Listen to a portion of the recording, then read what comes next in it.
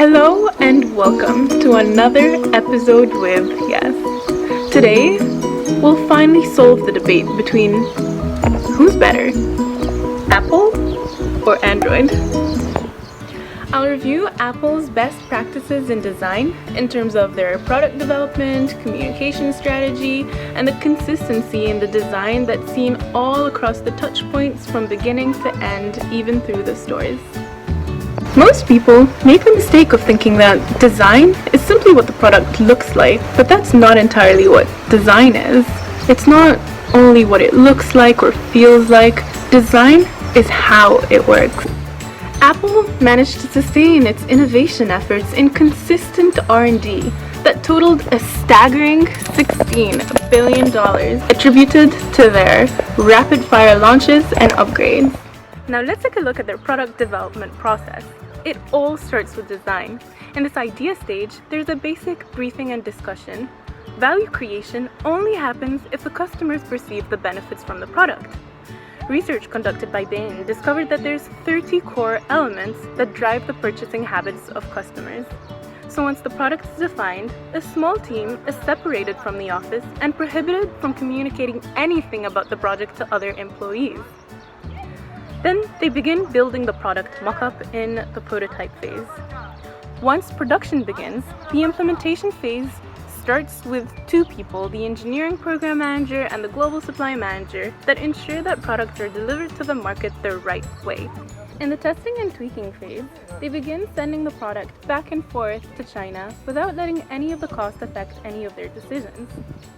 In the penultimate step, packaging, employees spend months opening hundreds of box prototypes in order to experience and refine the unboxing. Apple recognizes that customers don't just want useful, usable, and desirable products.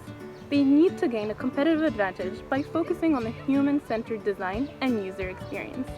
The final step is the rules of the road, where they document all actions necessary to prepare for the launch. Ever wondered what makes Apple so successful? Well, namely their communication strategy. Apple always strives to be as simple and as functional as possible, all while keeping its distinct look, always working ahead of technology.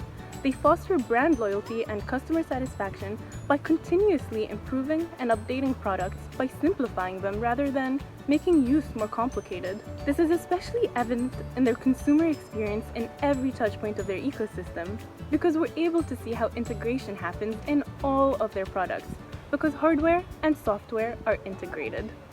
If I get a call on my Apple Watch, I get it on my phone, I get it on my laptop. Leonardo da Vinci once said, "Simplicity is the ultimate sophistication." And as the late Steve Jobs said, "Simple is harder than complex."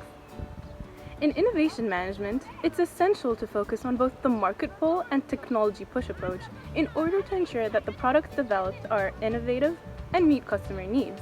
Yet Apple doesn't conduct any market research, nor does it concentrate on what its competitors do. As such, it has no external focus.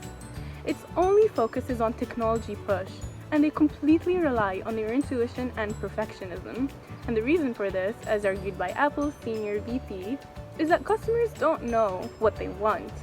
You have to tell them what to buy. Products with existing categories and constructed from existing technologies can undergo incremental changes driven by human-centric design, but they can also undergo radical transformation in meaning. These are design-driven. In fact, Apple is what it is today because they disrupted the industry. They created something that was revolutionary in meaning, not technology. They created the iPod. It's simple, convenient, and user-friendly. So we went from having this bad boy cassette player. This consistency in design is reflected all the way to their stores. They truly strive on giving the best experience from beginning to end. Here are a few magnificent Apple stores that look more like museums or sightsee spots more than they do stores. Stay tuned to hear more about Samsung's best practices in design in the next episode. If you like this video, please don't forget to give it a thumbs up and don't forget to subscribe. And until next time, I'll see you next time.